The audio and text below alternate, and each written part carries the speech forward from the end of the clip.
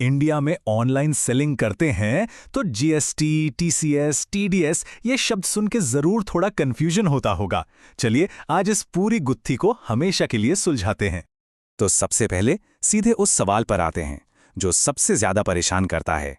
आखिर GST, TCS और TDS में असल फर्क क्या है? सुनने में तो तीनों एक जैसे लगते हैं, पर सच ये है कि इनके काम करने का तरीका बिल्कुल अलग है। तो चलिए शुरुआत करते हैं जीएसटी से। ये सबसे बेसिक टैक्स है और इसकी जिम्मेदारी सीधे सीधे सेलर की होती है। तो आखिर ये जीएसटी है क्या? बहुत आसान शब्दों में ये वो टैक्स है जो प्रोडक्ट के बिकने पर लगता है। ये पैसा सेलर का नहीं होता, वो बस इसे कस्टमर से कलेक्ट करके सरकार तक पहुंचाता है। चलिए एक एग्जाम्पल से समझते हैं। मान लीजिए कोई प्रोडक्ट 1000 रुपए का है और उस पर 5% जीएसटी है, तो कस्टमर टोटल पे करेगा 1050 रुपए।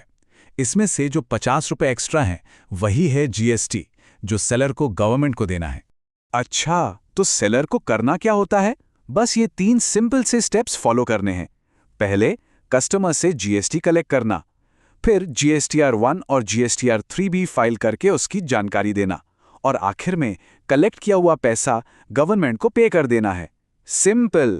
तो ये तो हुई जीएसटी की बात। अब आते हैं टीसीएस पर, और यहां चीजें थोड़ी इंटरेस्टिंग हो जाती हैं, क्योंकि इसकी जिम्मेदारी सेलर की नहीं बल्कि मार्केटप्लेस की है, जैसे कि अमेज़न। टीसीएस का मतलब है टैक्स कलेक्टेड एट सोर्स, और इसकी सबसे खास बात यह है कि अमेज़न जैसे ई कॉमर्स प्लेटफॉर्म्स इसे सेलर की तरफ से कलेक्ट करते हैं। इससे सेलर्स का काम थोड़ा आसान हो जाता है। तो ये कितना होता है? नॉर्मली टीसीएस की रेट नेट टैक्सेबल सेल्स का 1% होती है। यानी अगर हम अपने 1000 वाले एग्जाम्पल पर वापस जाएं तो इस पर 10 रुपए टीसीएस कटेगा। लेकिन ये 10 रुपए जाते कहाँ हैं? ये पैसा कहीं गुम नहीं होता। ये सीधे सेलर के जीएसटी पोर्टल पर इलेक्ट्रॉनिक कैश लेजर में क्रेडिट हो जाता है, जिसे वो बाद में अपनी जीएसटी लायबिलिटी चुकाने के लिए इस्तेमाल कर सकते हैं। ओके, जीएसटी हो गया, टीसीएस हो गया, अब आते हैं टीडीएस पे। यही वो चीज़ है जिसमें सबसे ज्यादा कंफ्यूजन होता है। क्यों? क्योंकि ये जीएसटी और टीसीएस से बिल्कुल अलग कॉन्सेप्ट है। देखिए, यही इनके बीच का सबसे बड़ा फर्क है। जीएसटी और टीसीएस का लेना देना प्रोडक्ट की बिक्री से है, ये सेल्स टैक्स का हिस्सा है। वहीं दूसरी तरफ टीडीएस का लेना देना सर्विसेज के लिए की गई पेमेंट से है, ये इनकम टैक्स का कॉन्सेप्ट है। तो इसका मतलब क्या हुआ? मतलब ये कि अगर कोई सिर्फ अमेज़न पर प्रोडक्ट बेच रहा है तो उसे आमतौर पर टीडीएस की चिंता करने की जरूरत नहीं होती। टीडीएस तब पिक्चर में आता है जब प्रोफेशनल सर्विसेज के लिए पेमेंट की जाती है, जैसे अपने सीए को फीस देना या किसी एडवर्टाइजिंग एजेंसी को पे करना। इसे भी एक एग्जाम्पल से समझ लेते हैं।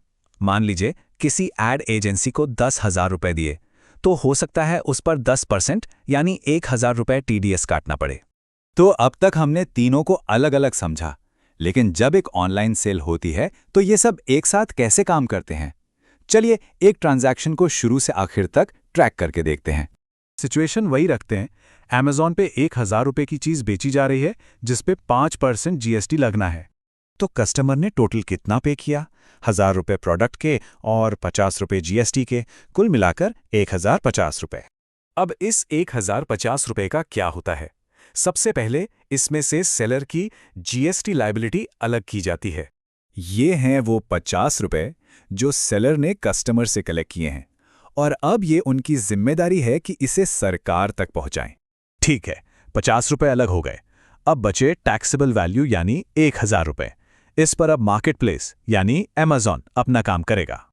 अमेज़न इस 1,000 रुपए पर 1% यानी 10 रुपए टीसीएस के रूप में काटेगा, और जैसा हमने पहले बात की, ये 10 रुपए सेलर के जीएसटी लेजर में क्रेडिट हो जाएंगे। तो चलिए सब कुछ एक सिंपल समरी में देख लेते हैं। जीएसटी है सेल्स टैक्स जो सेलर कस्टमर से कलेक्ट करता है। टीसीएस है ई कॉमर्स टैक्स जो मार्केटप्लेस सेलर की तरफ से जमा करता है। और टीडीएस है इनकम टैक्स जो आमतौर पर प्रोडक्ट की सेल पर नहीं बल्कि सर्विसेज पर लगता है। तो अब तस्वीर साफ है। जीएसटी बिक्री से जुड़ा है, टीसीएस मार्केटप्लेस के कंप्लायंस से, और टीडीएस इनकम और सर्विसेज से। अब जब ये साफ हो गया है कि ये सब क्या हैं, तो अगला जरूरी सवाल ये है कि इन सब की फाइलिंग का कैसे मैनेज हो रहा है।